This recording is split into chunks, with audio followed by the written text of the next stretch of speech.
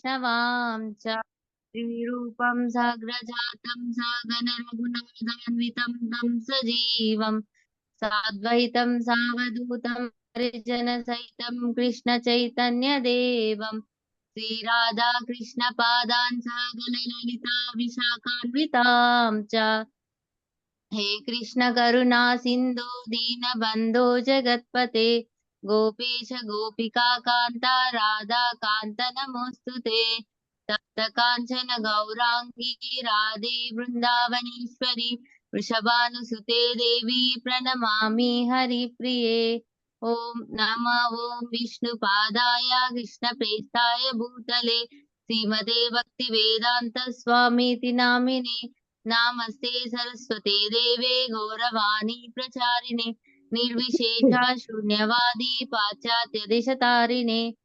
वाञ्छाकल्पतरुभ्यश्च कृपा सिन्धुभ्य एव च पतितानां पावनेभ्यो वैष्णवेभ्यो नमो नमः श्रीकृष्ण चैतन्य प्रभु नित्यानंद श्री अद्वैत गदाधर शिवसादि गौर भक्त वृंद हरे कृष्णा कृष्ण कृष्णा हरे हरे हरे राम राम राम हरे हरे जय जय श्री चैतन्य जय नित्यानंद जय अद्वैत चंद्र जय गौर भक्त वृंद जय जय श्री चैतन्य जय नित्यानंद जय अद्वैत चंद्र जय गौर भक्त वृंद जय जय श्री चैतन्य जय नित्यानंद जय अद्वैत चंद्र जय गौर भक्त वृंद ओम नमो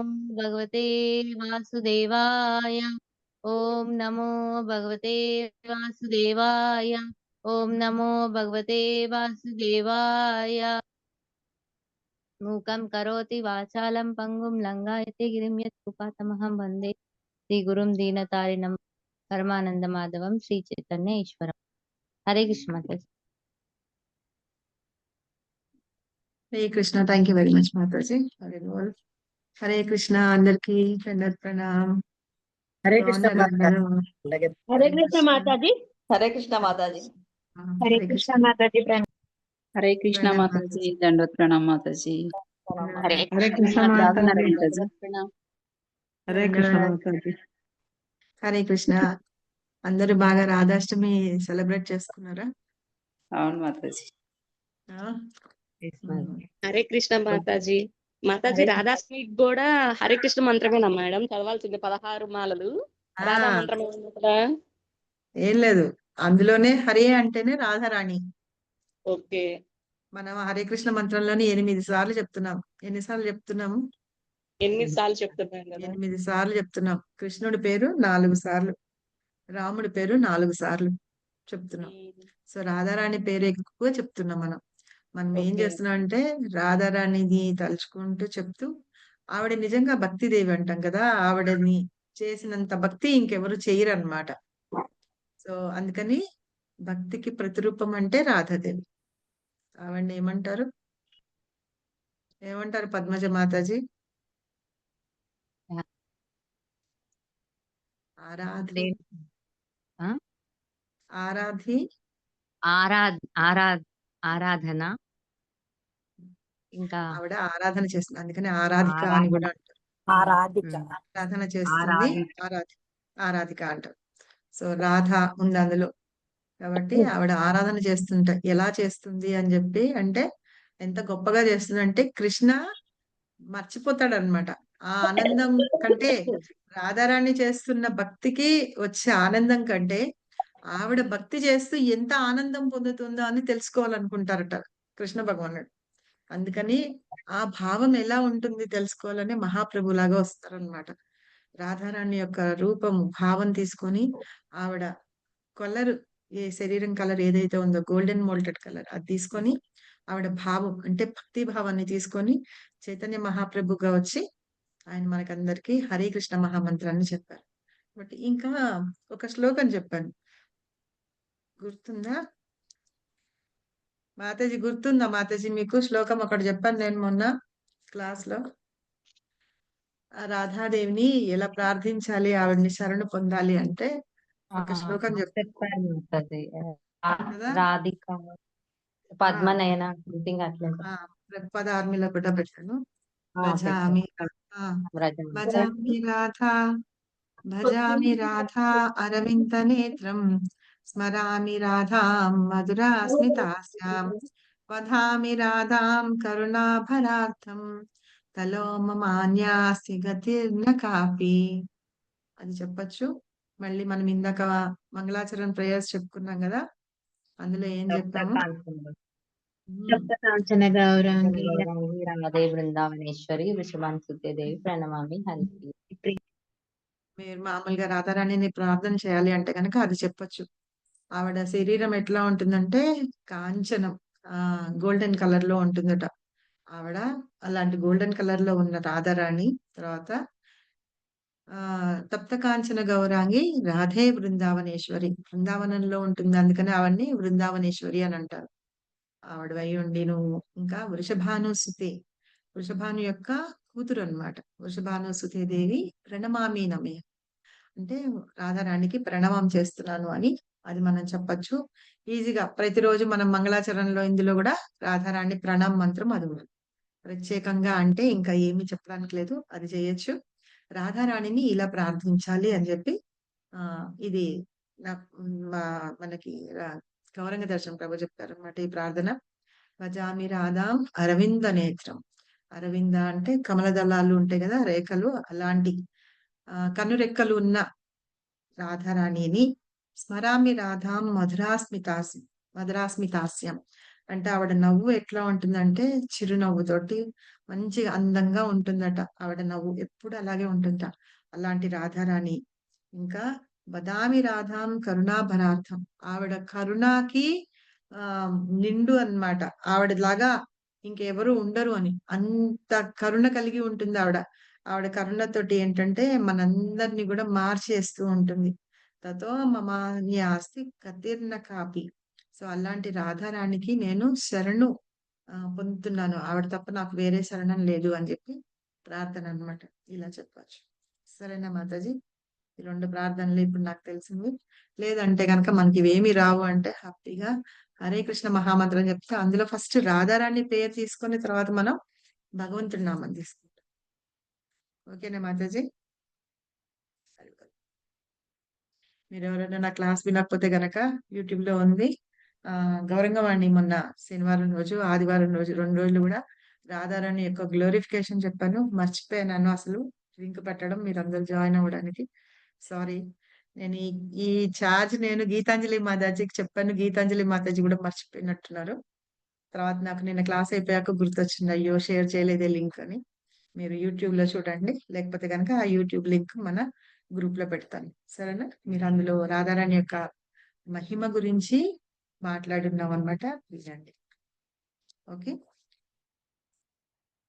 ఇంకెవరైనా ఏమన్నా మాట్లాడతారా?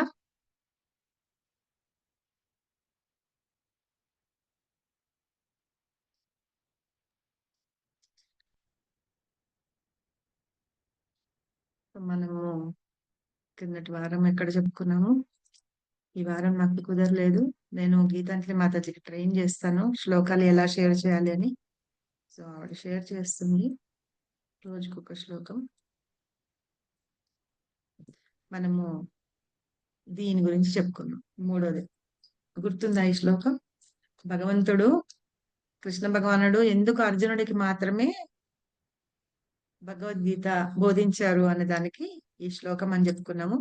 ఎవరైనా అడిగితే కనుక, క్వశ్చన్ అడిగితే కనుక ఇది రిఫర్ చేయండి. మార్నింగ్ క్లాస్ లో కూడా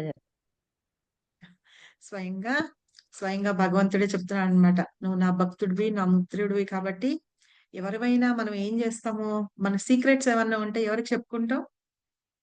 మన దగ్గర వాళ్ళకి. మన సీక్రెట్స్ మళ్ళీ వేరే వాళ్ళకి చెప్పకుండా ఉంటారు. అలాగే మన సీక్రెట్స్ విని మనల్ని హేళన చేయకుండా ఉంటారు. చూసారా? మనల్ని ఛాన్స్ వచ్చినప్పుడు వీళ్ళని మనం చూసుకున్న వీళ్ళ సంగతి అనుకొని ఉండకుండా ఉంటారు. చూసారా? అలాంటి వాళ్ళకి మన సీక్రెట్స్ చెప్పుకుంటాం అన్నమాట. సో అట్లాగా భగవంతుడు ఏం చేశారంటే అర్జునుడికి ఆయన ఏం చేశాడు. కానీ ఇక్కడ ఏంటంటే భగవంతుడు చెప్పిన ఈ సీక్రెట్ ని అర్జునుడు అందరికీ అందిస్తున్నాడు అనమాట. సో నేనే భగవంతుడు చెప్పిన కృష్ణ చెప్పిన ఈ భగవద్గీత జ్ఞానాన్ని అందరికి అర్జునుడి ద్వారా మనకి అందిస్తున్నారు అన్నమాట. సో ఆయన ఆ సీక్రెట్ అతనికి చెప్పి, నేను అందుకనే నిన్ను ఎన్నుకున్నాను ఈ శాస్త్రం గురించి చెప్పడానికి అని చెప్పి కృష్ణ అర్జునుడితోటి అంటున్నారు 4.3లో. ఇక్కడ వరకు ఏమన్నా మీకు డౌట్స్ ఉన్నాయా ఇంతవరకు చదివిన వాటిల్లో? 4.3లో కానీ మాట్లాడండి. మ్యూట్ చేశారు అందరు.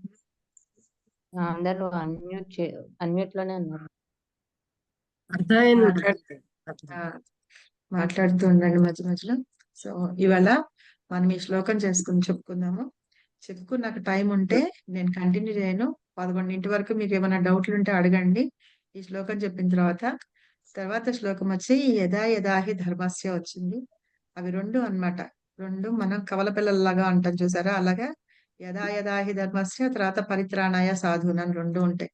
విడగొట్టి చెప్పడం నాకు ఇష్టం లేదు కాబట్టి రేపు చెప్పుకుందాం ఆ 2 శ్లోకాలు. అక్కడ మీకు ఇంకేమైనా డౌట్స్ ఉంటే కూడా అడగండి. భాగవతంలోంచి కూడా కొంచెం రిఫరెన్స్ తీసుకొని రేపు మనం దీని గురించి డిస్కస్ చేద్దాం. ఇవాళ ఈ ఒక్క శ్లోకం చెప్పుకుందాం. మీకు ఇంకేమైనా డౌట్స్ ఉన్నా ఏమైనా మాట్లాడాలన్నా కూడా దీని తర్వాత షేర్ చేసుకుందాం. ఓకేనా?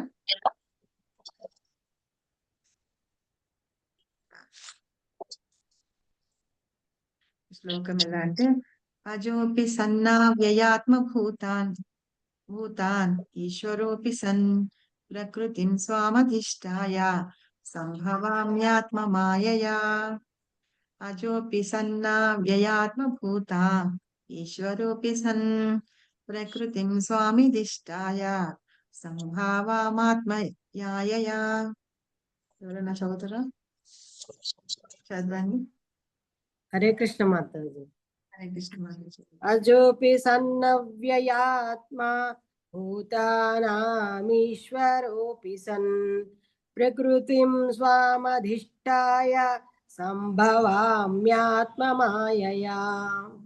హరే కృష్ణ. హరే కృష్ణ.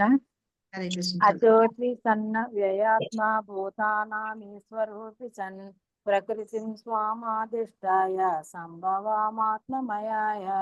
హరే కృష్ణ మాతాజీ. ఇంకెవరైనా చదువుతారా? చదవండి. హరే కృష్ణ మాతాజీ. దండవత్ ప్రణామ్. దండాత్ మాతాజీ. అజోపి సన్నా వ్యవాత్మా భూతానామీశ్వరో అపి సన్ ప్రకృతిం స్వమధిష్టాయ సంభవమాత్మయాయ. హరే కృష్ణ హరే మాతాజీ. కృష్ణ.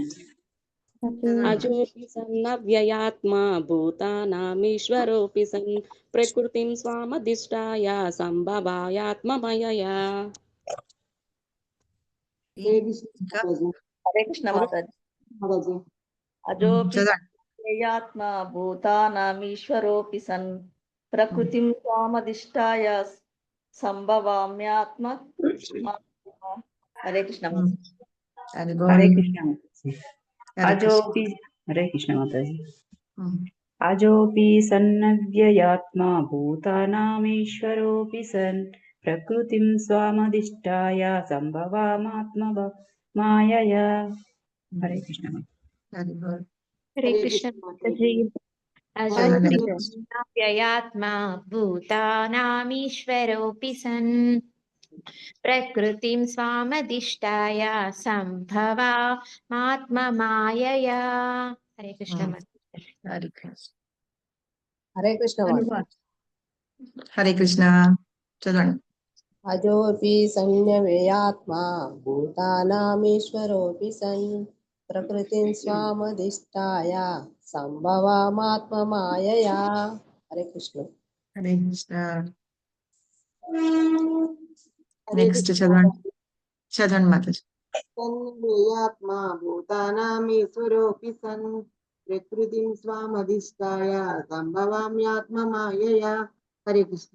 హరే కృష్ణ. ఇంకెవరైనా చదువుతారా?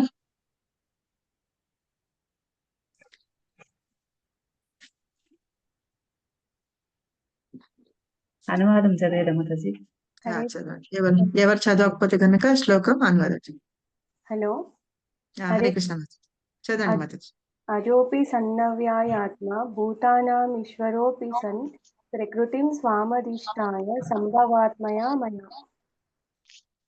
అజోపి సన్న వ్యయాత్మా భూతానాం ఈశ్వరోపి సన్ ప్రకృతిం స్వామధిష్టాయ సంభవామ్యాత్మ మాయాయయా. హరే కృష్ణ మాతాజీ. చదవండి మాతాజీ. హరే ట్రాన్స్లేషన్ కృష్ణ మాతాజీ. అనువాదం. పుట్టుక లేనివాడైనను నా దివ్య దేహమెన్నడును నశింపనిదైనను సకల జీవులకు ఈశ్వరుడైనను ఆది అయిన దివ్య స్వరూపముతో నేను ప్రతి యుగమునందున నా అంతరంగిక శక్తిచే అవతరించుచుందును. ప్రభుపాదుల భాష్యం. మాతాజీ. ఓకే.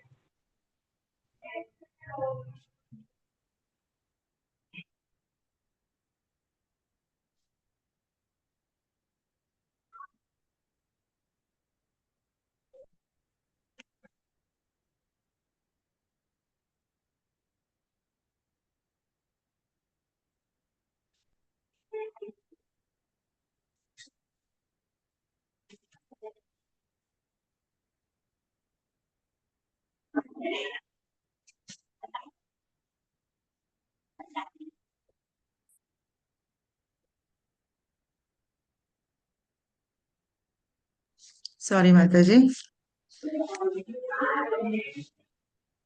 హరే కృష్ణ. పర్వాలేదు. మీనింగ్ చదువు ఒకసారి, దీని మీనింగ్ అర్థం చేసుకొని తర్వాత భాష చదువు. భగవంతుడికి పుట్టుక ఉందా? పుట్టుక లేదు మాతాజీ.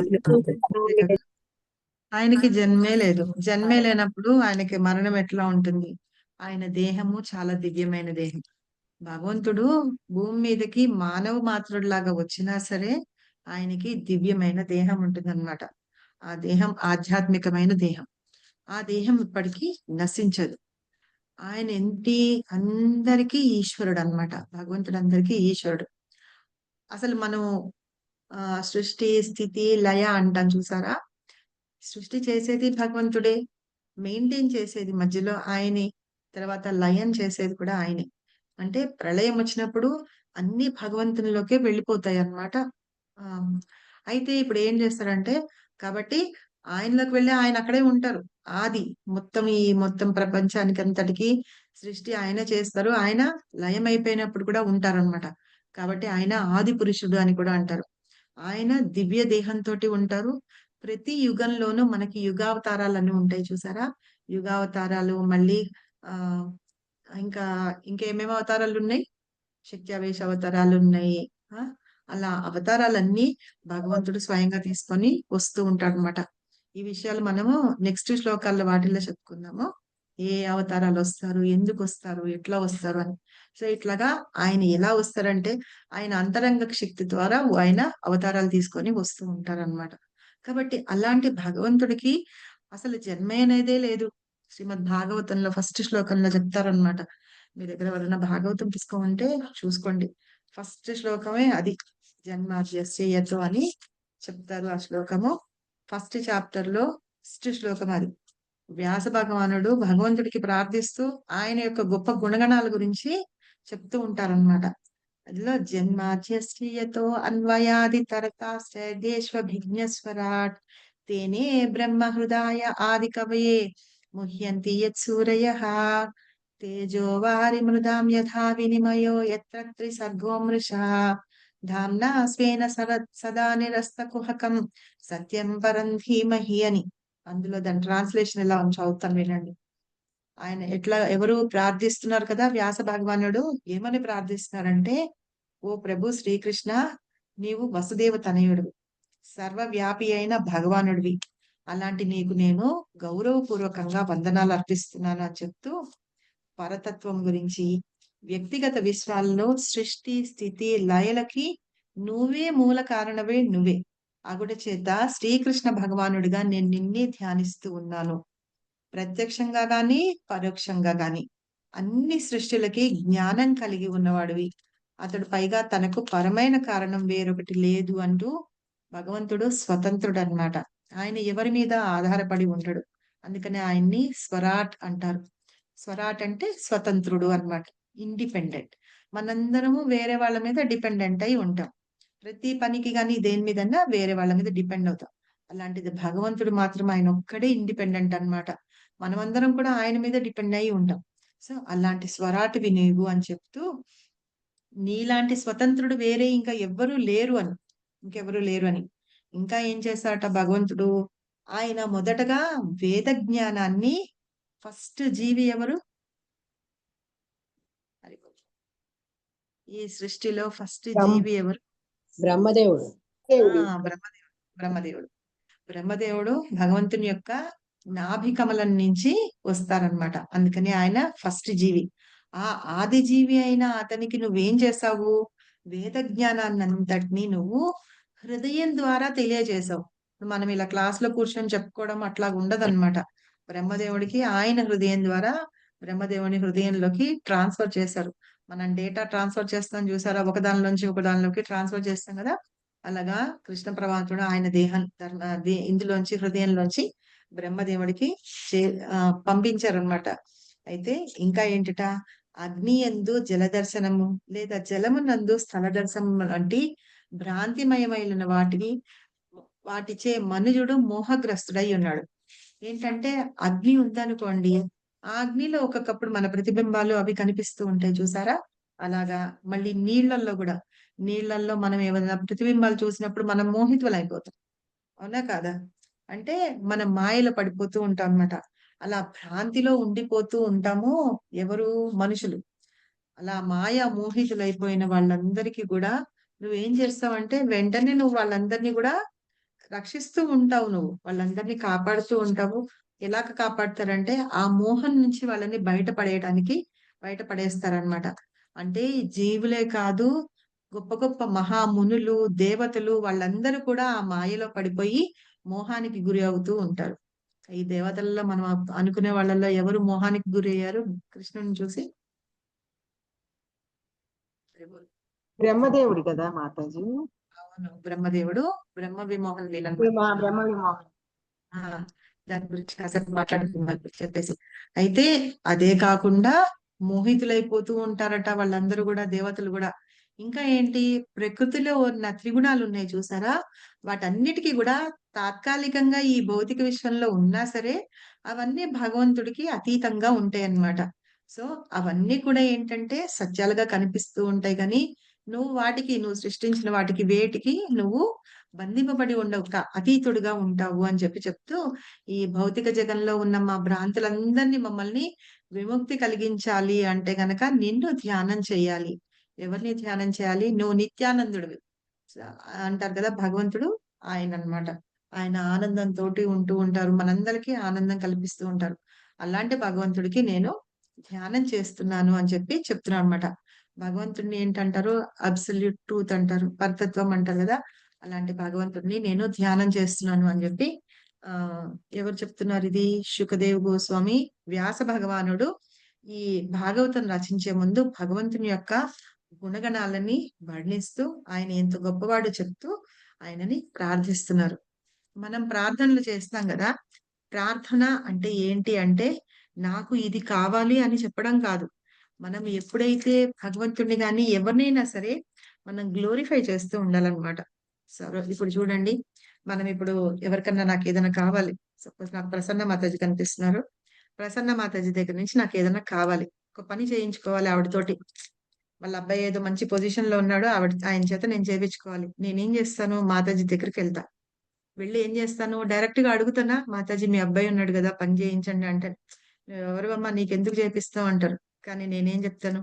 మీరు నిజంగా భలే భక్తురాలు మాతాజీ, మీరు ఎంత భక్తి చేస్తున్నారు కదా, మీరు చాలా బాగా చెప్తారు, శ్లోకాలు ఎంత బాగా చదువుతారు, మీరు చెప్పిన క్వశ్చన్ ఆన్సర్లు ఎంత బాగా చదువుతారు, ఇవి అని చెప్తూ మీ పిల్లలు నిజంగా ఎంత అదృష్టవంతులు అయి ఉండాలి అని. ఇప్పుడు ఇది నేను చేసేదంతా ఏంటి? పొగుడుతున్నా, అవునా? అంతేగాని డైరెక్ట్ గా వెళ్ళి అడగట్లేదు కదా. అదే మనం చేసే తప్పు అన్నమాట. భగవంతుడి దగ్గరికి వెళ్ళి ఏం చేయాలి? మామూలుగా మనం భౌతికంగానే ఇలా మాట్లాడుతున్నాం. అలాంటప్పుడు భగవంతుడి దగ్గరికి వెళ్ళి ఏం చేస్తాం? కృష్ణ, అసలు నువ్వు నాకు ఎందుకు ఇన్ని కష్టాలు ఇస్తున్నావు? నీకు అసలు హృదయమే లేదు కదా! ప్రతి చూడు ఎప్పుడు చూడు కష్టమే, నిద్ర లేచిన దగ్గర నుంచి పడుకునే వరకు కష్టమే అని చెప్తాము. మా అబ్బాయికి ఉద్యోగం లేదు, మా అబ్బాయికి పెళ్లి కావాలి, మా అమ్మాయికి పెళ్లి కావాలి, మా అల్లుడు సరిగా చూసుకోవట్లేదు మా అమ్మాయిని, పిల్లల మాట వినట్లేదు, మా ఆయన నన్ను సరిగా చూసుకోవట్లేదు, ఇన్ని సంవత్సరాలైంది, ఒక కారు లేదు, ఒక సొంత ఇల్లు లేదు, కుక్కలాగా చాకరీ చేసి, ఇవే కదా మనం భగవంతుని అడుగుతాం. ఒక ఇల్లు ఇవ్వు, ఒక కారు ఇవ్వు, మా పిల్లలు లేని వాళ్ళ పిల్లలు ఇవ్వు, మా పిల్లలు బాగా చదువుకోవాలి, ఇవే అడుగుతూ ఉంటాం మనం. కానీ ఆయన గొప్పతనాన్ని మనం ఎక్కడ పొగుడుతున్నాం? ఏమి చెప్పట్లేదు అనమాట. అదే నిజమైన ప్రార్థన. మనం ఏం చేయాలంటే ఆయన యొక్క గొప్పతనాన్ని పొగుడుతూ ఉండాలి. ఇప్పుడు మామూలు భౌతికంగా మనం మిగతా వాళ్ళని ఎలా అంటున్నాం పని చేయించుకోవడానికి? భగవంతుడికి వెళ్ళి ఆయన గొప్పతనాన్ని పొగడాలి. అంటే మనం పని చేయించుకోవడానికి కాదు. మనం మామూలుగా ఒక 2 మాటలు చెప్పేటప్పటికి భగవంతుడు మనకు కావాల్సినవన్నీ ఇస్తారన్నమాట. కానీ మనం అది చెయ్యట్లేదు. అయితే ఇప్పుడు ఇందాక చెప్పాను కదా, మహామహుడైన బ్రహ్మదేవుడు. బ్రహ్మదేవుడికి ఏంటంటే భగవంతుడు స్వయంగా ఒకసారి ఆ ఇప్పుడు జ్ఞానం చెప్పారు కదా, భగవంతుడు ఆయనకి జ్ఞానం ఇచ్చారు, వేద జ్ఞానం ఇచ్చారు. అవునా? అయితే చతుశ్లోకి భాగవతం చెప్తారనమాట. అందులో చెప్పేటప్పుడు బ్రహ్మదేవుడు వాటిల్లో ఒక శ్లోకంలో ఉంటుంది, నేను చెప్పేవన్నీ కరెక్ట్. భాగవతంలో ఉంది ఈ శ్లోకము. నేను సృష్టి చేసేటప్పుడు నాకు అహంకారం కలగకుండా ఉండేటట్టుగా చూడు అని చెప్పేసి బ్రహ్మదేవుడు సృష్టి చేసేటప్పుడు చతుశ్లోకిలక బ్రహ్మదేవుడు సృష్టి చేసేటప్పుడు భగవంతుణ్ణి ప్రార్థిస్తాడనమాట. ఆ ప్రార్థనలో ఉంటుంది నాకు అహంకారం కూడా కలగకుండా ఉండేటట్టు. ఎందుకు అంటే బ్రహ్మదేవుడు సృష్టి చేస్తూ ఉన్నాడు అంటే గనక ఆయన ఒక పొజిషన్ లో ఉన్నాడు కదా. అహంకారం అనేది ఆ పొజిషన్ ని బట్టి వస్తుందన్నమాట. ఇప్పుడు వీళ్ళందరినీ సృష్టిస్తున్నాను, వీళ్ళందరినీ నేను చేస్తున్నాను, అక్కడ నేను అనేది వచ్చేస్తుంది కదా. ఎవరికైనా సరే వాళ్ళు కూర్చునే సీట్ ని బట్టి కానీ వాళ్ళు ఉండే పొజిషన్ ని బట్టి వాళ్ళకి అహంకారం వస్తుందిట. కాబట్టి ఆ గర్వము అహంకారం ఉండకుండా నన్ను ఆశీర్వదించు అని భగవంతుడిని ప్రార్థిస్తాడు. సరేనా? సృష్టి చేసే ముందు బ్రహ్మదేవుడు ఇలా ప్రార్థిస్తాడు. కానీ ఏంటంటే తర్వాత కూడా ఏం చెప్తాడంటే నేను ఏది చేస్తున్నానో ఏది చెప్తున్నానో వాటిల్లో తప్పులే ఉండవు.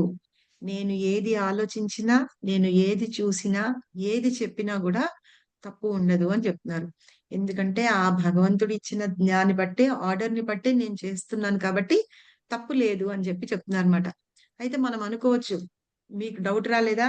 నేను అంటే అహంకారము అని చెప్తున్నాను కదా నేను, మరి మీకు డౌట్ రాలేదా? ఇక్కడ బ్రహ్మదేవుడు అంటున్నాడు కదా, నేను ఏది చెప్తానో అది కరెక్ట్, నేను ఏది ఆలోచిస్తానో అది కరెక్ట్.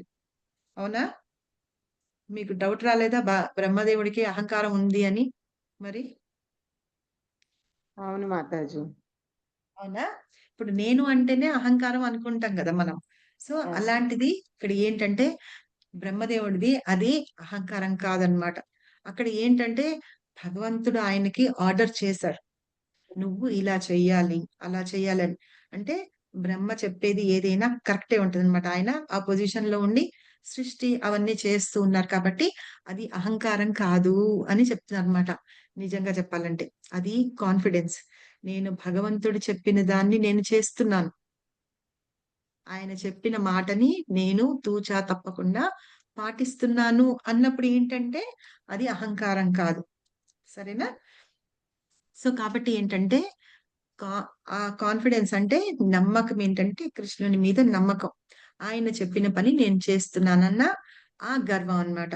మనం ఎప్పుడైనా సరే భక్తులము అనుకున్నారనుకోండి అహంకారం ఉంటుంది. ఏ అహంకారం ఉంటుందంటే కృష్ణ ఉన్నారు, నేను కృష్ణకి శరణు పొంది ఉన్నాను, ఆయన నన్ను అన్ని వేళలా రక్షిస్తారు, నన్ను చూస్తారు అని ఆ గర్వం ఉండాలన్నమాట. అంతేకాని నేను ఇన్ని మాలలు చేస్తున్నాను, నేను ఇంత బాగా మాలలు కట్టాను, నేను ఇంత బాగా బట్టలు భగవంతుడికి డ్రెస్సెస్ కుట్టాను, తర్వాత డేటీస్ ని ఇంత బాగా అలంకారం చేస్తున్నాను, ప్రసాదం ఇంత బాగా వండుతున్నాను అనేది అది అహంకారం అవుతుంది. ఎప్పుడైతే మనం కృష్ణుని యొక్క భక్తులు అని అనుకుంటాం చూసారా, అది నిజమైన గర్వం అని చెప్పుకోవాలన్నమాట. సో ఇక్కడ బ్రహ్మదేవుడు కూడా అదే పని చేస్తున్నాడు. నేను చెప్పేదానిలో ఎలాంటి తప్పు లేదు, నేను మాట్లాడే దానిలో ఏ అబద్ధము లేదు. నేను ఏది ఆలోచించినా కరెక్టే ఆలోచిస్తాను అని చెప్తున్నారనమాట. ఇక్కడ బ్రహ్మదేవుడు సృష్టి చేస్తూ ఉంటారు కదా! ఆయన ఆ సృష్టి చేసే యాక్టివిటీస్‌లో ఆయన ఇన్వాల్వ్ అయ్యి ఉంటాడనమాట. కానీ భక్తులు కూడా చూడండి కొంతమంది ఆహ్, భగవంతునికి చేసే కార్యాల్లో ఇన్వాల్వ్ అయ్యి ఉంటారు చూసారా? ఆ సిట్యుయేషన్‌ని బట్టి వాళ్ళకి అహంకారం వచ్చేస్తుందనమాట. సరేనా? ఇప్పుడు సపోజ్ నేను టెంపుల్‌లో ఒక అకౌంటెంట్‌గా ఉన్నాననుకోండి. అంటే ఆ డబ్బులంతా నా దగ్గర వస్తూ ఉంటాయి ట్రెజరర్‌లాగా. సో, నేను నా దీనిలోంచి నేను ఏ ఉత్సవాలు జరిగినా, ఏం జరిగినా వేటికైనా నేను ఖర్చు పెట్టాలి. సో, అప్పుడు నేనేమనుకుంటాను, మిగతా వాళ్ళందరి సలహాలు గూడా తీసుకుంటాను. ఆ! తీసుకొని నేను భగవంతుడి సేవ కోసం ఖర్చు పెడుతున్నాను. ఆ డబ్బులు ఇచ్చి ఖర్చు పెడుతున్నాను. కానీ ఎప్పుడైతే నేను చేస్తున్నాను, భగవంతుని కోసం నేను తీసి ఖర్చు పెడుతున్నాను అని అనుకుంటారు చూసారా? అది అహంకారం అన్నమాట. నిజంగా చెప్పాలంటే అది వచ్చిన డొనేషన్స్ కానీ, హుండీ కౌంటింగ్ కానీ వచ్చిన వాటిల్లోంచి మనం డబ్బులు ఖర్చు పెడుతున్నాం. అవునా? అయితే దాన్ని ఏం చేస్తాం మనం ఖర్చు పెడుతున్నప్పుడు, ఓహ్! ఇవన్నీ భగవంతుని సేవకి ఖర్చు పెడుతున్నాము అనుకుంటే ఓకే. ఎక్కడైతే నేను చూసావా అంత గొప్పగా ఆలోచించి ఖర్చు పెడుతున్నాను అన్న ఆలోచన వచ్చిందనుకోండి, అది గర్వం అన్నమాట. అది అహంకారంగా మారుతుంది. కాబట్టి ఎప్పుడైనా సరే మనం ఏదైనా భగవంతుడి సేవ ఏదైనా చేస్తున్నామని చూసారా? ఇప్పుడు చేసేటప్పుడు ఈ అహంకారం లాంటివి మనలో రాకూడదన్నమాట. కానీ ఎప్పుడైతే ఇలా అనుకుంటూ ఉంటామో వచ్చేస్తూ ఉంటాయి. ఆ అహంకారము గాని, అవి గాని ఎప్పుడొస్తూ ఉంటాయటంటే, ఆ పొజిషన్‌లో మనం చూసి కూర్చొనుంటాం చూసారా? అప్పుడొస్తుంది. ఎందుకంటే, మనందరం శుద్ధంగా ఎప్పుడు శుద్ధ భక్తుల్లాగా మనం ఎప్పుడు లేము. మనం ఇంకా ప్యూరిఫై కాలేదు కాబట్టి, అలా వస్తూ ఉంటుందనమాట. ఆ పొజిషన్‌ని బట్టి ప్రైడ్ గాని, పొజిషన్ గాని, మనీ. సరేనా? వాటి మూలంగా ఇది మన అహంకారం గాని అవి వస్తూ ఉంటాయి అని చెప్పి చెప్తున్నారు. కాబట్టి ఏంటంటే ఇంకొకటి కొంతమంది గ్యాడ్జెట్స్ ఉన్నాయిగా ఇప్పుడు అందరూ కొత్త కొత్త ఈ గ్యాడ్జెట్స్ అన్నీ వస్తుంటాయి. వాటి గురించి తీసుకుంటూ ఉంటారు గదా! అయితే వాటిల్లో గూడా డెసిషన్ తీసుకోవడం. ఇప్పుడు క్లాసెస్‌కి మెసేజ్ పెట్టాలి. వాటిని ఎలా చూడాలి? తర్వాత ఇంకేమన్నా ఉంటే అడ్వర్టైజ్‌మెంట్ ఇవ్వాలి. అడ్వర్టైజ్‌మెంట్ జనాలకి ఆకట్టుకునే రకంగా ఇవ్వాలి అని అన్నీ చేస్తూ ఉంటాం చూసారా? చెయ్యాలి. ఇది ఇట్లా ఉంటే జనాలు ఆకర్షితులవుతారు. వాళ్ళ ద్వారా భగవంతుడికి వాళ్ళు దగ్గరవుతారు అని ఆలోచించడం వేరు. నేను చూసావా ఇది చేయడం మూలంగానే ఇంతమంది జనాలు వాటికి ఫాలో అయ్యారు అని అనుకుంటాం చూసారా? అది అహంకారం అన్నమాట. అలా ఉండకూడదు. అయితే మనం చేసేటప్పుడు కూడా మనంతట ఒక్కళ్ళమే సొంతంగా ఎప్పుడు చెయ్యము. మిగతా అందరి సలహాలు, సంప్రదింపులతోటి చేస్తాం. అలా చేసినప్పుడు అంటే సజెషన్స్ తీసుకుంటాం గదా! ఆ సజెషన్స్ తీసుకొని చేసినా సరే, నేను చేశాను అని ఆ క్రెడిట్ మనం ఒక్కళ్ళం అనుకుంటాం చూసారా? అక్కడ భగవంతుని సేవలో చేస్తున్నప్పుడు గూడా దానికి అహంకారం వస్తుందన్నమాట. సో, ఈ రకంగా మనము ఏదైనా సరే మనం చేసే వ్యవహారం గాని, కా కా ఏదైనా కార్యం ఏదైనా సరే భగవంతుడి కోసం చేసే వాటిల్లో ఉంటూ వస్తుందన్నమాట. మనకి అహంకారం వస్తుంది. ఆ అహంకారం గూడా ప్లేస్‌ని అంటే మనం ఉండే పొజిషన్‌ని బట్టి, మన దగ్గరున్న పైసల్ని బట్టి, మనకున్న స్టేటస్ ఉంటుంది చూసారా? నేనిప్పుడు ఒక టెంపుల్‌కి ఒక మేనేజర్‌ననుకోండి. లేకపోతే అక్కడ నేను ఫైనాన్స్‌లో నేను చూసుకుంటూ ఉంటాను. నేననుకుంటా, టెంపుల్‌నంతటిని నేనే ఫైనాన్స్ చేస్తున్నాను అని అనుకుంటాననుకోండి. అది గర్వం అన్నమాట. అట్లాంటి గర్వాలు ఉండకూడదు. అయితే ఈ బ్రహ్మదేవుడు ఏం చేస్తున్నాడటంటే, ఇంత అనుకోని సృష్టి అంతా చేస్తూ, నాకు గర్వం లేకుండా ఉండేటట్టు చూడు అని జెప్పి భగవంతుడిని కోరుకుంటూనే, ఒకసారి ఏం చేశాడట, ఆహ్, తను ఆహ్, ఏం చేస్తాడంటే ఒకసారి హ్మ్. నలుగురు కుమారులు వచ్చి ఏదో విషయం గురించి అడుగుతారనమాట. స్పిరిచ్యువల్ విషయాల గురించి అడుగుతారు. అడిగేటప్పటికి ఈ వేదాల జ్ఞానం అంతా స్వయంగా భగవంతుడి దగ్గర నుంచి తీసుకున్నాడు గదా! అయినా సరే వాళ్ళకి ఆన్సర్ చేయలేకపోతాడట. ఆన్సర్ చేయలేకపోతాడట. సో, అది అంటే మనమందరము ప్రతి వాళ్ళం మనకి మించిన వాళ్ళు లేరు అని అనుకోవడము చాలా మూర్ఖత్వం అన్నమాట. సో, దేనికైనా సొల్యూషన్ చెప్పగలరు.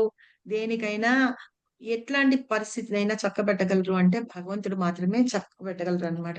కాబట్టి ఆహ్, ఇంత ఫస్ట్ జీవి అయిన బ్రహ్మదేవుడు కూడా తను అహంకారం ఉండకూడదు అని చెప్పి అనుకుంటూ గూడా తర్వాత మళ్ళీ ఏంటంటారంటే ఈ మెటీరియల్ బాడీ తోటి వీటితోటి వచ్చేస్తూ ఉంటాయి చూసారా, వాటితోటి ఆ స్పిరిచువల్ యాక్టివిటీస్ లో ఉన్నా కూడా ఆ డీల్ చేస్తున్న పొజిషన్ ని బట్టి మనకి అహంకారం అనేది వచ్చేస్తూ ఉంటుంది అనమాట. ఇలాగ ఒకసారి బ్రహ్మదేవుడు కూడా ఇలాగే చేస్తాడు అని చెప్పి. తర్వాత బ్రహ్మ విమోహన లీల చూసాం కదా, బ్రహ్మ విమోహన లీల కూడా అంతే. కృష్ణుడిని చూసి ఏమనుకుంటాడు, దేవాది దేవుడిని నేను చూస్తానని చెప్పి ఆయన చూస్తాడు. చూసేటప్పటికి ఆయన ఎట్లా ఉన్నారు, మట్టి కొట్టుకుపోయి ఒళ్ళంతా గోపాలతోటి వాళ్ళతోటి కాళ్ళకి చెప్పులు లేకుండా. మనం పిల్లల్ని వదిలిపెట్టేస్తే చిన్నప్పుడు మీరు చూసినారా మాతాజీ, ప్రసన్న మాతాజీకి తెలిసేమో, ఆ ఒక సోపుకో సర్ఫ్కో అడ్వర్టైజ్మెంట్ వచ్చేది, నాన్నారి కారు నేనే బాగు చేసా అని చెప్పి ఒళ్ళంతా దుమ్ము కొట్టుకుపోయి వస్తాడు. రీగలో అదేదో సబ్బు వచ్చేది చూసారా మీరు, రిన్నును. అప్పుడు స్టార్టింగ్ లో రిన్ ఒక్కటే ఉండేది, తర్వాత రీగలో అదేదో వచ్చేసింది. వాడు కారు తుడిచేసి ఒళ్ళంతా నేనే చేసుకున్నానని చెప్పి అప్పుడు కొత్తగా వచ్చేవి టీవీల్లో ఆ అడ్వర్టైజ్మెంట్ వచ్చేది. సో అలా అన్నమాట. ఏంటంటే ఆ కృష్ణుడు అలా మట్టి కొట్టుకుపోయి ఉన్నాడు అనమాట. మట్టి కొట్టుకుపోయి ఉండి పిల్లలందరితో అట్లా ఆడుతూ ఉన్నారు, వాళ్ళని భుజాల మీద మోసుకొని ఇచ్చేస్తున్నారు. చూసేటప్పటికి బ్రహ్మదేవుడు ఒక్కసారిగా బివిల్డర్ అయిపోయారు, ఈయన కృష్ణ, ఈయన దేవాది దేవుడు అనుకుంటాడు అంతే. అహంకారం వచ్చేసింది, అంటే నువ్వు కాదు అన్నట్టుగా వచ్చింది కదా. సో అట్లాగా బ్రహ్మదేవుడి దగ్గర ఆది జీవి అయిన బ్రహ్మదేవుడు కూడా మోహం అనేది వచ్చేసింది అనమాట. సో అలాంటి అహంకారంగాను వాటితో ఎప్పుడు ఉండకూడదు అనమాట. భగవంతుడిని ఆయనగా మనం తెలుసుకోవాలి. ఆయనకి జన్మ లేదు, ఏమీ లేదు. ఈ భూమి మీదకి వచ్చినా సరే, అంటే మానవ రూపంలో వచ్చినా సరే ఆయనకి ఒక ఆధ్యాత్మికమైన దేహం ఉంటుంది. ఆయన వచ్చేది కొన్ని లీలలు చేయడానికి వస్తూ ఉంటారు. ఆ లీలల్లో కూడా ఏంటంటే తన భక్తుల్ని రక్షించడానికి ఆయన వస్తూ ఉంటారన్నమాట. రేపు క్లాస్ లో అవి మిగతావన్నీ చెప్పుకుందాము, అందుకోసం వస్తూ ఉంటారు. ఆయన ఏంటంటే, ఇది మనం పర్పట్లో చదువుకుంటూ చెప్పుకుందాం.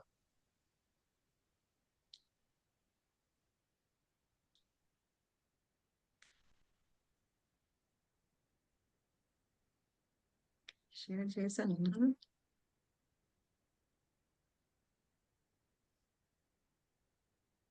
ఇది పర్పట్ చదవండి మాతాజీ, ఎవరైనా భాష్యం చదవండి.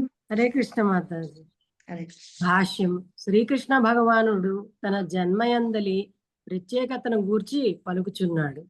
అతడు సాధారణ మానవుని వలె గోచరించినను తన పూర్వ జన్మల యందు జరిగిన విషయములన్నింటినీ జ్ఞప్తి ఎందుంచుకొనెను. కానీ సామాన్య మానవుడు కొద్ది గంటలకు పూర్వము తాను చేసిన దాన్ని కూడా జ్ఞప్తి ఎందుంచుకోనలేడు. ఎవరినైనను గడిచిన దినమునందు సరిగ్గా అదే సమయమున ఏమి చేసి తినవని ప్రశ్నించినచో వెంటనే సమాధానం ఇచ్చుట సామాన్య మానవునికి ఎంతో కష్టము. క్రిందటి రోజున అదే సమయమున తానేమి చేయుచుండునో గుర్తు తెచ్చుకొనుటకు అతడు ఎంతగానో యత్నింపవలసి వచ్చును. అయినప్పటికీ కొందరు మానవులు తామే భగవానుమని చెప్పుటకు సాహసించెదరు. కానీ అట్టి అర్ధరహిత వాక్యములచే ఎవ్వరూ మోసపోరాదు. తర్వాత ఉండండి ఒక నిమిషం. ఇక్కడ కృష్ణుడు ఏం చెప్తున్నారు, ఆయన తన జన్మ గురించి ప్రత్యేకతని గురించి చెప్తున్నారు. ముందు శ్లోకాల్లో చెప్పారనమాట. మనకి భగవంతుడు వస్తారు ప్రతిసారి, కానీ ఏంటంటే ఆయనకి గుర్తుంటుంది. మనకి ఏ జన్మలో ఏ రూపం తీసుకున్నాము, ఎలాంటి జన్మ వచ్చింది అని మనకి గుర్తుండదు.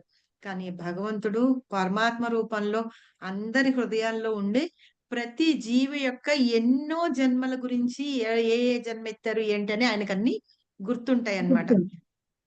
మనకి మాత్రం మరుపు అనేది ఇస్తారు. ఇంకో శ్లోకాల్లో ఇక్కడ ఉంది ఒక చోట, ఆ జ్ఞానము, బుద్ధి, మరపు అన్ని భగవంతుడు మనకి ఇస్తాడనమాట. మీకు డౌట్ రావచ్చు, మాతాజీ బుద్ధి ఇచ్చారంటే ఓకే, జ్ఞానం ఇచ్చారంటే ఓకే, మర్చిపోవడం కూడా ఎందుకు ఇవ్వాలి అని చెప్పి. సపోజ్ నేను కింద జన్మలో ప్రసన్న మాతాజీ తోటి బాగా కొట్లాడుకొని ఉన్నా, ఇప్పుడు కూర్చొని చక్కగా బాగా భగవద్గీత చెప్పుకుంటున్నాం, చదువుకుంటున్నాం. నాకు ఒకవేళ గుర్తుండింది అనుకోండి, అది ఆవిడని చూడంగానే ఏం చేస్తాం, ఈవిడ కదా కిందటి జన్మలో నన్ను సతాయించింది, పీడించుకు తిన్నది అని చెప్పి మనం రివెంజ్ తీర్చుకోవడానికి చూస్తాం అన్నమాట. సో అయితే ఇక్కడ ఒకటి చెప్తున్నారు ప్రభుపాదుల వారు, కరెక్ట్ గా నిన్న ఈ టైంకి ఎవరు ఏం చేస్తున్నారు ఎవరన్నా చెప్పగలరా? టక్కని చెప్పండి సమాధానం. చెప్పలేము. లేదు మాతాజీ, చెప్పలేము మాతాజీ. ఆలోచించుకుంటాం ఈ టైంగా. ఇప్పుడు టైం ఎంత అయింది ఆలోచించుకునేప్పటికీ 2 నిమిషాలు అయిపోతుంది. మళ్ళీ కరెక్ట్ గా చెప్పలేం, కానీ భగవంతుడు చెప్పగలుగుతాడు అనమాట. మనం నిన్నటి రోజున ఏం జరిగిందో, మనం ఏం చేసాము అని. సపోజ్ ఎందుకు ఒక గంట ముందు మనం ఏం చేసాము చెప్పండి. 2 నిమిషాల ముందు నేనేం మాట్లాడాను అంటే నేను ఆలోచించుకోవాలి, ఎక్కడి నుంచి చెప్పుకుంటూ వచ్చాను ఇక్కడ అని చెప్పి అదేనా చెప్పింది అని. సో మనకి అలాగే ఏమీ గుర్తుండవు అనమాట. కానీ కొన్ని విషయాలు గుర్తుంటాయి. ఏం విషయాలు గుర్తుంటాయి చెప్పండి? చెడు విషయాలు, లేకపోతే ఎప్పుడైనా దోషం వచ్చే మాటలు, కోపం వచ్చే మాటలు, అంటే భౌతిక ప్రపంచంలో ఉన్నాం కాబట్టి మనకి అయ్యే గుర్తొస్తూ ఉంటాయి. సూపర్, అవును. ఇంకా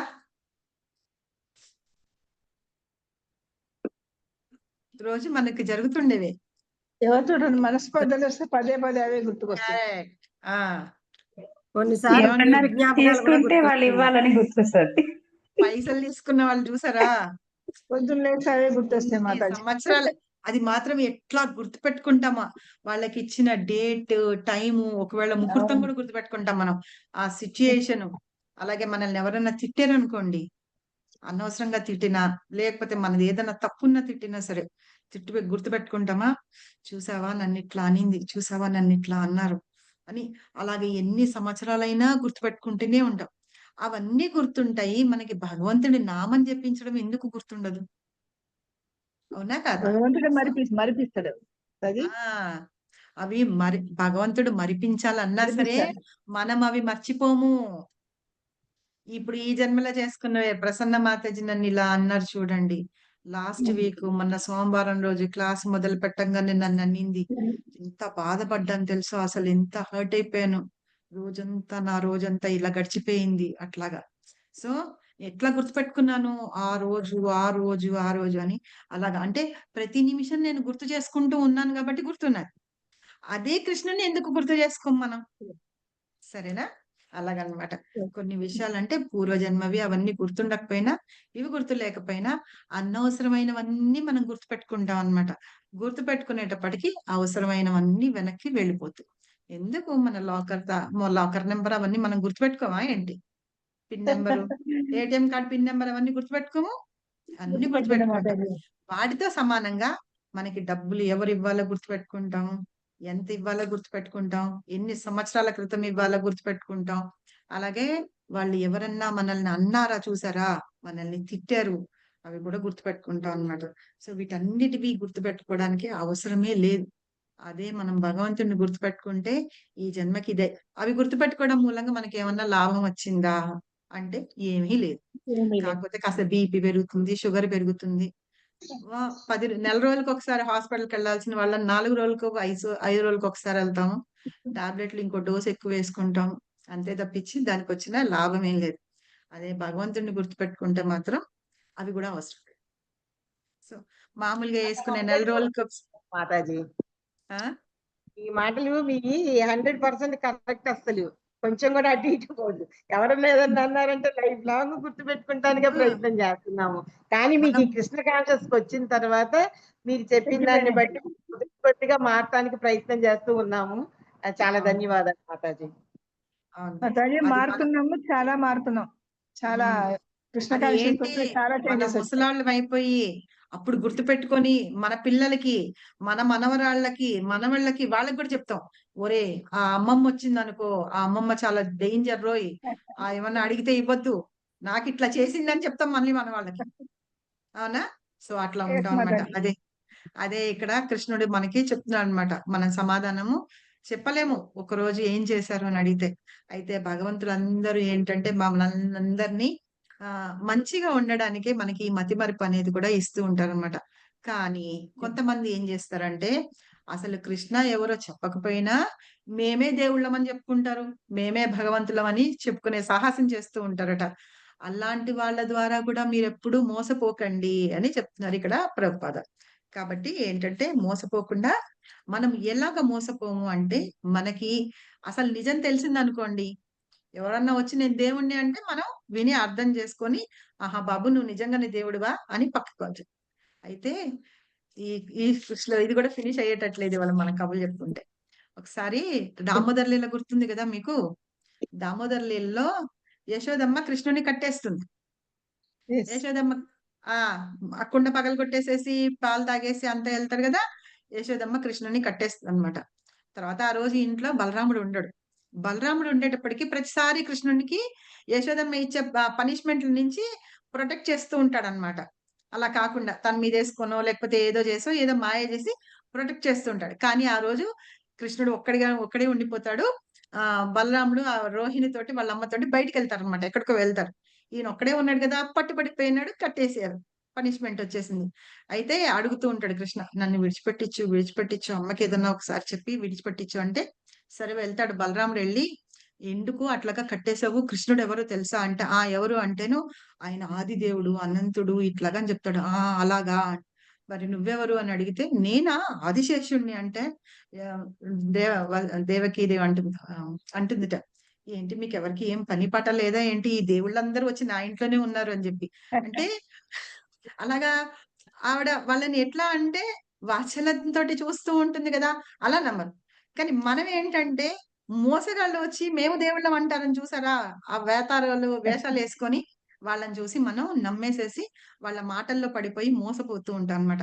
సో అట్లాగా మోసపోవద్దు అని చెప్పేసి శ్రీల ప్రభుపాద మనకి ఇక్కడ చెప్తున్నారు. అవన్నీ లీలలు, కృష్ణుడు నిజంగా చేసిన లీలలు. ఆవిడ ఏంటి అంటే ఆవిడది వాత్సల్య ప్రేమ అందించడానికి భగవంతుడు వచ్చారు కాబట్టి ఆవిడ భగవంతుడు అట్లా అని చూసుకోవట్లేదు. వాళ్ళకి తర్వాత అంటే వాళ్ళు జన్మ వాళ్ళ కోరిక కారణంగానే భగవంతుడు ఆవిడకి బిడ్డగా వస్తాడనమాట. కానీ ఏంటంటే తనని తన పిల్లాడిగానే చూసుకుంటూ ఉన్నారు కాబట్టి వాళ్ళకి అది మాయ అనేది లేదు, అది నిజమైన విషయమే. సో అట్లా అంటుంది. మనం ఎట్లా ఉండాలి అంటే, ఎవరైనా వచ్చి ఇట్లాగ మేము దేవుళ్ళం అంటే మనం నమ్మకుండా ఉండాలి అని చెప్పి చెప్తున్నాడు. అయితే ఇక్కడ భగవంతుణ్ణి ఎలా ఉంటారు, ఆయన రూపం, దివ్య రూపం గురించి ఇక్కడ వర్ణిస్తున్నారు అనమాట. ఆయన ఎలా ఉంటాడు అని చెప్పి. చదవండి ఇక్కడ ఎవరన్నా చదవండి. తరువాత భగవానుడు ఇంకను ఇక్కడ తన ప్రకృతిని అనగా తన దివ్య రూపమును గూర్చి వివరిస్తుండెను. ప్రకృతి అనగా స్వభావం లేక స్వరూపము. భగవానుడు తన దివ్య దేహంతో అవతరిస్తుందని చెబుతుండెను. సామాన్య జీవుడు ఒక దేహము నుండి మరొక దేహముకు మార్పు చెందినట్లుగా భగవానుడు తన దేహమును మార్చుకొనడు. బద్ధజీవుడు ప్రస్తుత జన్మలో ఒక రకమైన దేహమును తరువాతి జన్మలో మరొక రకమైన దేహమును పొందవచ్చును. అనగా భౌతిక జగత్తులో జీవుడు స్థిరమైన దేహమును కలిగి ఉండడు. అతడు ఒక దేహము నుండి మరొక దేహముకు మార్పు చెందుతుండును. కానీ భగవానుడు ఎన్నడను అట్లు మార్పు చెందడు. అతడు ఎప్పుడు అవతరించినను తన అంతరంగిక శక్తితో తన మూల దివ్య దేహంతోనే అవతరించును. మరో విధముగా చెప్పవలననిన వేణువును ధరించిన ద్విభుజములతో తన ఆది దివ్య స్వరూపంతో శ్రీకృష్ణుడు ఈ భౌతిక జగత్తులో అవతరించును. అతడు ఈ భౌతిక జగత్తు కల్మషం చేత ప్రభావితము కానట్టి తన దివ్య స్వరూపముతోనే అవతరించును. అతడు జగదీశ్వరుడైనను దివ్య దేహంతో అవతరించినను సామాన్య జీవునికి వలె జన్మను గ్రహిస్తున్నట్లుగా కనిపించును. భౌతిక దేహం వలె అతని దేహము నశింపకపోయినను జీర్ణము అతని దేహము కూడా శైశవం నుండి బాల్యం నుండి యవ్వనమునకు మార్పు చెందుతున్నట్లుగా కనిపించును.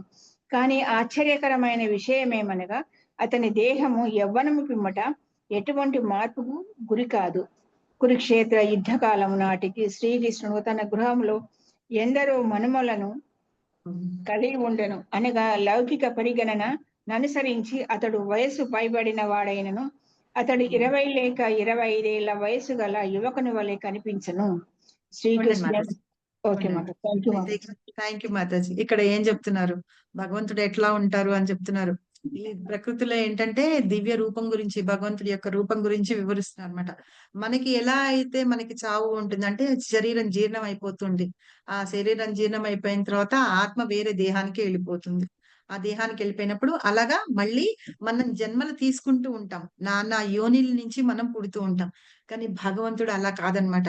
ఈ భౌతిక ప్రపంచంలోకి వచ్చినా కూడా ఆయన దేహము ఆధ్యాత్మిక దేహంగానే ఉంటుంది.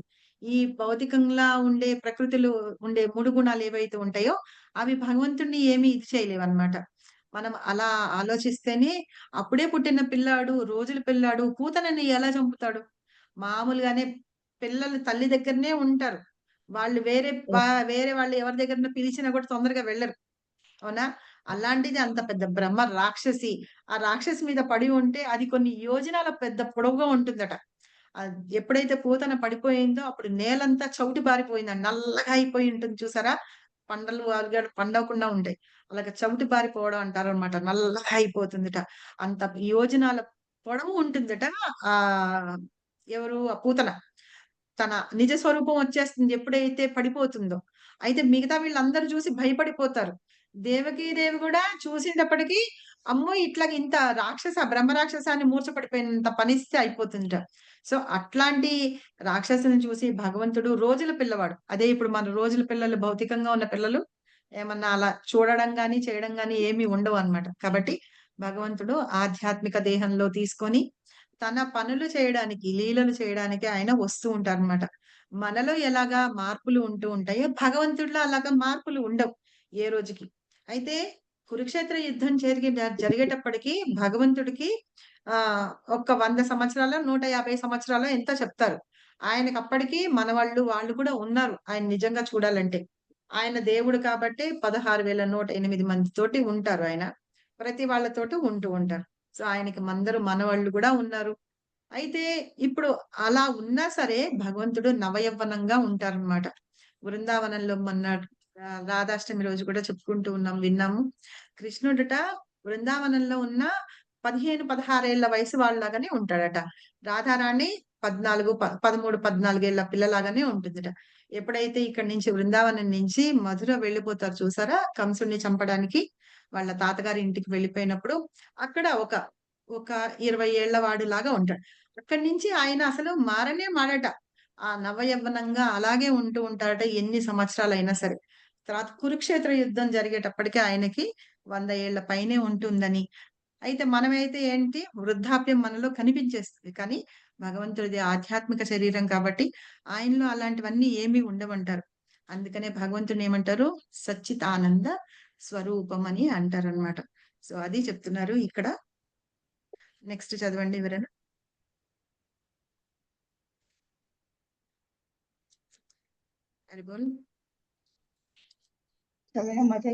చదవండి. ఎవరో ఒకరు చదవండి. శ్రీకృష్ణుని మనము ఏ చిత్రంలోనూ వృద్ధునిగా చూడము. ఎందుకనగా సమస్త సృష్టిలో భూత భవిష్యత్ వర్తమానాలతో కూడిన అతడు అనాది అయినను మనకు వలె అతడు ఎన్నడను వృద్ధాప్యము పొందడు. అతని దేహము బుద్ధి ఎన్నడను మార్పు చెందదు మరియు నష్టము కాదు. కనుకనే అతడు భౌతిక జగత్తులో ఉన్నప్పటికీ జన్మరహితుడు, సచ్చిదానంద విగ్రహుడే.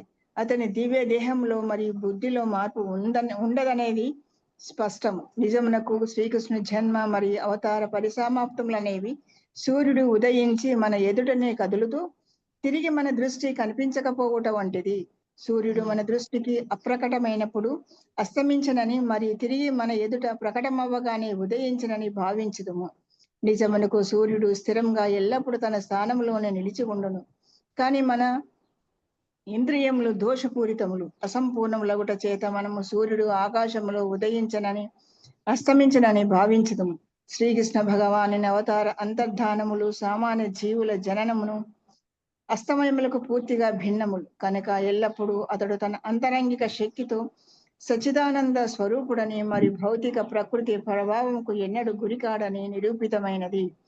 మహానారాయణ ఉపనిషత్తు 2.3 కూడా దేవాది దేవుడు పుట్టక లేని వాడైనను అనేక అవతారములుగా జన్మిస్తుండనని నిర్ధారించి తెలుపును. భగవానుడు జన్మిస్తున్నట్లుగా కనిపించినను దేహాంతర పరిమాణములు లేనివాడై ఉండునని తెలుపును. శ్రీకృష్ణుడు తన తల్లి ఎదుట చతుర్భుజములతో మరియు షడ్వైశ్వర్య సంపన్నుడైన అలంకరణలతో దర్శనమిచ్చినని శ్రీమద్ భాగవతము తెలుపుతుండెను. అతడు తన ఆది అయిన మూల స్వరూపంతో అవతరించుట జీవులపై అతనికి గల అవాజ్య కృపయే కారణం. దానితో వారు వివిధ మనోకల్పిత రూపములలోనూ ఊహా రూపంలోనూ కాకుండా యథార్థ రూపంలో భగవంతుని ధ్యానింపగలుగుదురు. నిరాకారవాది మనోకల్పితల రూపములనే భగవంతుని రూపములుగా పొరబడుతుండును.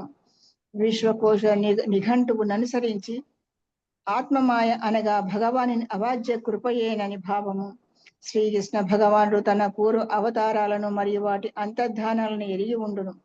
కానీ సామాన్య జీవుడు మరొక నూతన దేహంను పొందినంతనే తన పూర్వజన్మను పూర్తిగా విస్మరించును.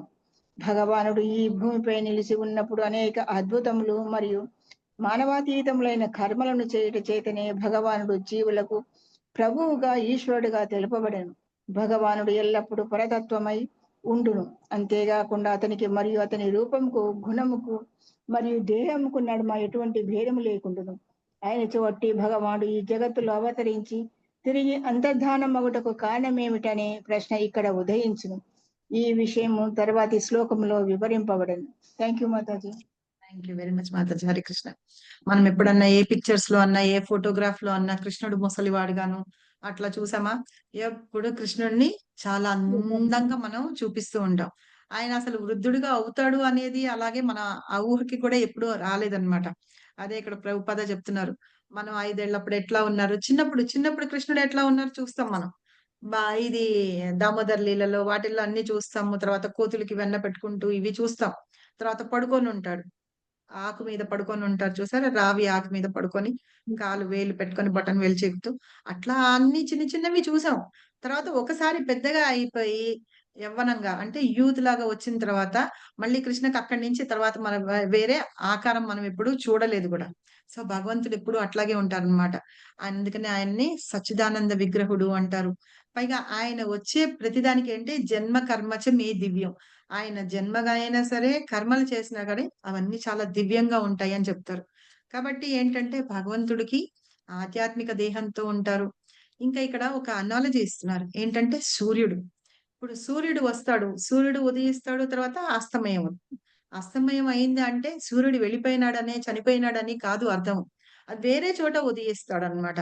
అలాగే భగవంతుడు వస్తారు, ఆయన పని అయిపోయిన తర్వాత ఆయన వెళ్ళిపోతారు. ఎక్కడికి వెళ్ళిపోతారు? తన ధామానికి వెళ్ళిపోతారు. అలా అని మనం సూర్యుడు పుట్టాడు, సూర్యుడు చనిపోయినాడు అని అనం కదా. అలాగే భగవంతుడి విషయంలో కూడా అలాగే అన్నమాట. మనం భగవంతుడు పుట్టాడని, భగవంతుడు చనిపోయినాడని, ఆయనకి జన్మ వచ్చిందని అలాగా ఉండదు. జన్మే లేని వాళ్ళకి మృత్యువు ఎక్కడి నుంచి ఉంటుంది?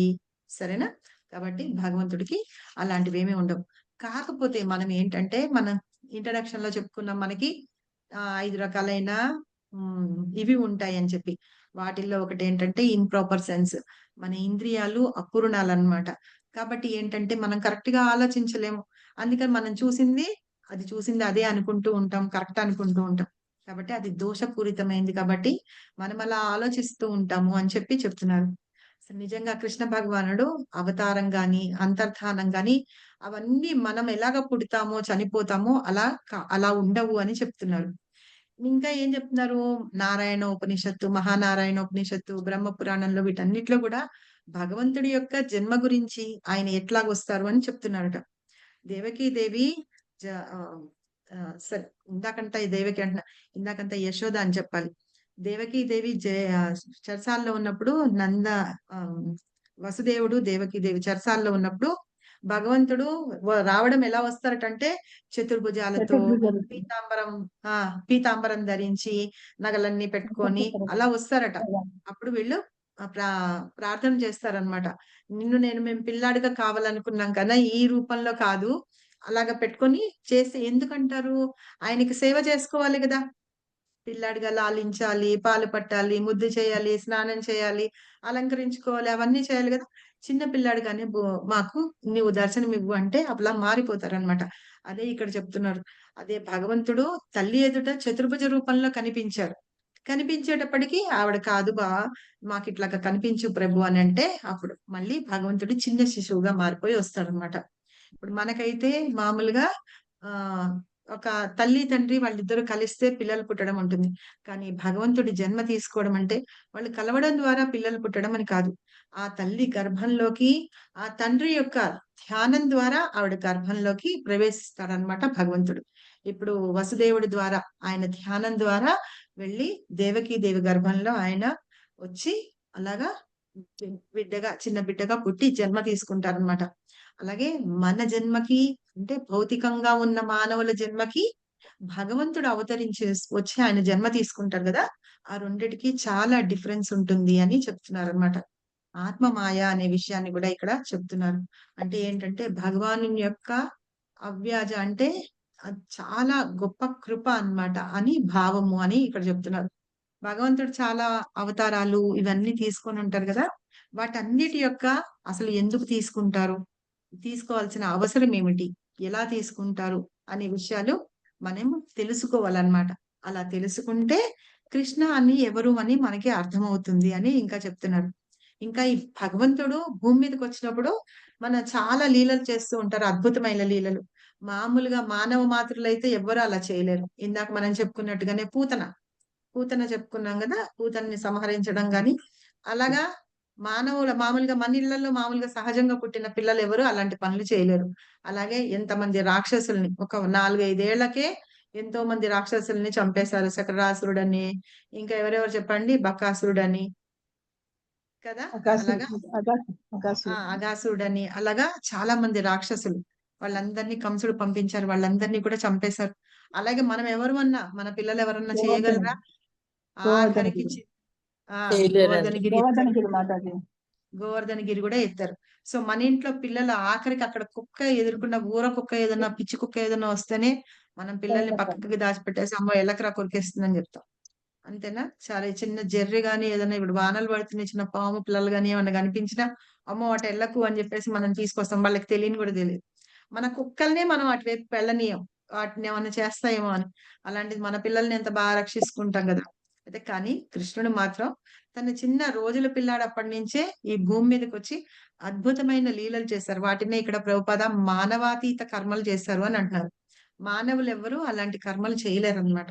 అలాంటి కర్మలన్నీ భగవంతుడు స్వయంగా చేశాడు. వచ్చి ఈ భూమి మీదకొచ్చి చేశారు కాబట్టే ఆయనేమంటున్నారు? ఈశ్వరుడు అని అంటున్నారన్నమాట. కాబట్టి భగవంతుడు ఎప్పుడు పరతత్వమే గాని మనం అర్థం చేసుకోవాలి. ఆయన రూపానికి గుణాలు అన్నీ ఉంటాయి చూసారా? దేహానికి అన్ని దివ్యత్వం ఉంటుంది. అంటే ట్రాన్సెండెంటల్ అంటాం చూసారా మనం ఇంగ్లీష్‌లో? అది ఉంటుందన్నమాట. దివ్యత్వం ఉంటుంది. ఆ భేదం ఆ డిఫరెన్స్ ఏదైతే ఉంటుందో అంటే మానవులకిను, భగవంతుడికి మధ్య ఉన్న డిఫరెన్స్ మనం తెలుసుకోలేకపోతున్నాం. అది మూర్ఖత్వంతోటి తెలుసుకోలేకపోతున్నాం అన్నమాట. అది భగవంతుడు వచ్చి ఈ జగత్తులో ఇలా వచ్చి తన లీలలు చేస్తూ తను వెళ్ళిపోతారన్నమాట. వెళ్ళిపోతారు. అయితే అసలాయన రావడానికి కారణం ఏంటి? ఎందుకొస్తారు? వచ్చి ఏం చేస్తున్నారు? వచ్చిన తర్వాత, వెళ్ళిన తర్వాత ప్రయోజనం ఏంటి? ఆ విషయాలు తర్వాత 2 శ్లోకాలున్నాయి చూసారా? అవి మనందరికీ చిన్నప్పటి నుంచి మనం నేర్చుకుంటున్నాం. బై హార్ట్ వచ్చేసుండే ఆ శ్లోకాలన్నీ కదా! ఆ 2 శ్లోకాల్లో చెప్పుకుందాము అని చెప్తున్నారన్నమాట. ఈ 2 శ్లోకాలు రేపు డిస్కస్ చేసుకుందాం మనం. ఓకే. ఈ శ్లోకం అర్థమైంది కదా? సో మనం భక్తిలోకి వచ్చాము, కృష్ణ కాన్షియస్ లోకి వచ్చాము అంటే మనం ఏంటి? మనం ఏం చేయాలి? అసలు కృష్ణ అంటే ఏంటో తెలుసుకుంటున్నాం మనం. సో ఆ కృష్ణ అంటే ఏంటో తెలుసుకొని ఆయనని మనం భక్తి చేస్తున్నాం. కాబట్టి మనం భక్తిలో ఉంటూ భగవంతుణ్ణి ప్రార్థిస్తూ మనం రోజు చాంటింగ్ చేయాలి. ఏం చేయాలి? కృష్ణని పిలవాలి కదా! కృష్ణ రా రా అని చెప్పి పిలుస్తూ ఉండాలి. ఈ పిలుపు ఎలా ఉండాలటంటే ఒక పిల్లవాళ్ళు తల్లి అటెన్షన్ కోసం ఏడుస్తూ ఉంటారు చూసారా? రాకపోతే ఇంకా పెద్దగా ఏడుస్తారు. నేను ఒక స్టోరీ చెప్పి ఎండ్ చేస్తాను.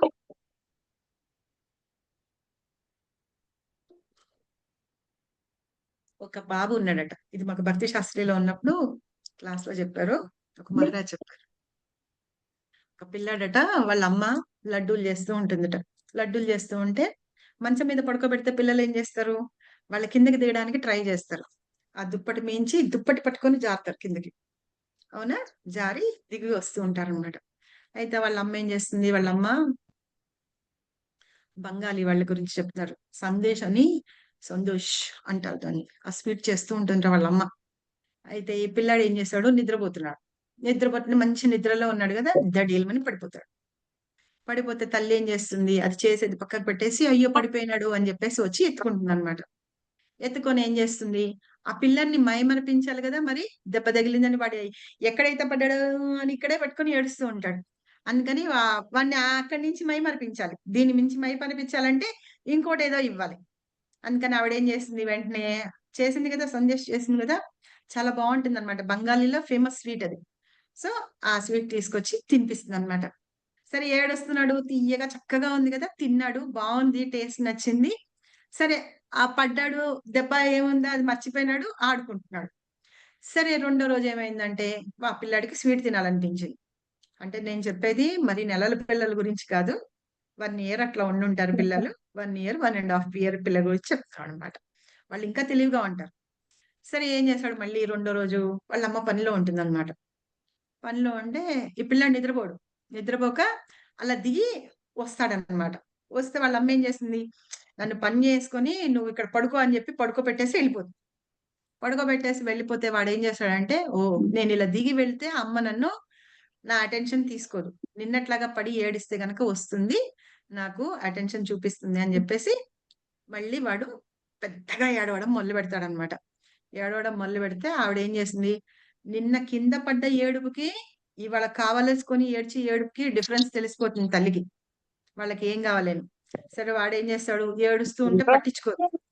పట్టించుకోకపోతే 11:30 పడుకోపో వాళ్ళమ్మ పట్టించుకోకపోతే వాడేం చేస్తాడు, కిందకి దిగిపోయి నిన్న పడిపోయాడు కదా, అలా అలా పెట్టుకొని ఏడవడం మొదలు పెడతాడనమాట.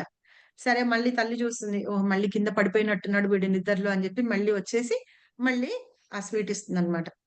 వాడికి ఆ స్వీట్ బాగా నచ్చేసింది. ఇంకా ఈ అమ్మని అట్రాక్ట్ చేసుకోవాలి, అటెన్షన్ పే చేసేటట్టుగా చేయాలి అంటే, ఇలా కింద పడి ఏడిస్తే గనక అమ్మ వెంటనే వచ్చేస్తుంది. అది బాగా అర్థమైపోయింది వాడికి. ఏం చేస్తాడు, మళ్ళీ సాయంత్రం అట్లాగే చేస్తాడు. అయితే వాళ్ళ అమ్మ ఏం చేస్తుందంటే, వీడు ఏడుపులో తల్లి పిల్లల ఏడుపులో డిఫరెన్స్ కనిపెట్టేస్తుంది. అందుకనే వాళ్ళు ఏడిస్తే ఎప్పుడు ఏం కావాలో చూస్తుంది. ఆకలేస్తే ఒక రకంగా ఏడుస్తారట, తల్లి గారాబం చేయాలంటే ఒక రకంగా ఏడుస్తారట, దెబ్బ తగిలితే ఒక రకంగా ఏడుస్తారట. ఆ ఏడుపు తల్లి మాత్రమే పసిగట్టగలుగుతుందట. సో వాడు మళ్ళీ అలాగే కింద పడి ఏడుస్తుంటే ఫస్ట్ రోజు ఏడ్చిన దానికి రెండో రోజు ఏడ్చిన దానికి డిఫరెన్స్ ఉంది. సరే అనుకొని ఏదో పోనీ ఏడుస్తున్నాడని వచ్చింది. మూడో రోజు కూడా వాడు కావాలని డ్రామాగా ఏడుస్తూ ఉంటే గనక తల్లి పసిగట్టి ఏం చేసిందంటే రాలేదు. అంటే తల్లి అటెన్షన్ కోసం వాడు ఏడుస్తున్నాడు. వీడికి ఇంకా అర్థం కాలేదు, ఎంత పెద్దగా ఏడ్చి అరిచి ఇరిచి అరుస్తున్న తల్లి రావకపోయేటప్పటికి వాడు ఇంకా నేను నాటకాలు వేస్తున్నానని అమ్మకి అర్థమైపోయిందని వాడు నోరు మూసుకొని ఊరుకున్నాడట. మనం ఎట్లా చేయాలంటే ఫస్ట్ ఏడ్చని చూసారా పిల్లాడు, అట్లా ఏడవాలి. మనం ఏడ్చి ఏడుపు ఎట్లా ఉంటుందిట, మూడో ఏడుపులాగా ఉంటుందిట చాంటింగ్ చేసేటప్పుడు భగవంతుని పిలవడానికి. అందుకని భగవంతుడు తొందరగా రాడుట. ఆ తల్లి ఎలా అయితే మనల్ని పట్టించుకోదో మూడో రకం ఏడుపుకి, అలాగే భగవంతుడు పట్టించుకోడు. మనం ఏం చేస్తాం, కృష్ణ కృష్ణ కృష్ణ కృష్ణ అంటూ ఉంటాం మనం. కానీ మనసులోంచి రాదు మనకి ఆ ఆర్ద్రత అంటాం చూసారా, అది రాదు. అందుకని కృష్ణ మనల్ని పట్టించుకోడట. అట్లీస్ట్ సెకండ్ దానికంటే కొంచెం కృష్ణ రావడానికి, వీడు పాప నిజంగానే ఏడుస్తున్నాడు, నా సహాయం కావాలి, నా పేరు కరెక్ట్ గా పలుకుతున్నాడు అని చెప్పి కృష్ణ అనుకుంటాట. కానీ ఆ ఫస్ట్ ఏడుపు ఉంది చూసారా, ఆ ఏడుపుట మనం ఏడాల్సింది. అలా ఏడిస్తే పిలిస్తే భగవంతుడు కరెక్ట్ గా వచ్చి మనల్ని చూస్తాడు అని చెప్తున్నారు అనమాట. కాబట్టి మన ఏడుపు ఎలా ఉండాలంటే నిజమైన ఏడుపు అన్నమాట, భగవంతుని పిలవడానికి. అంటే మన చాంటింగ్ అట్లా ఉండాలి. అలా ఉంటే కృష్ణ నిజంగానే మనకి దొరుకుతారు. సరేనా? 100% కరెక్ట్ ఇలా చేయడం వల్ల. Thank you Mataji.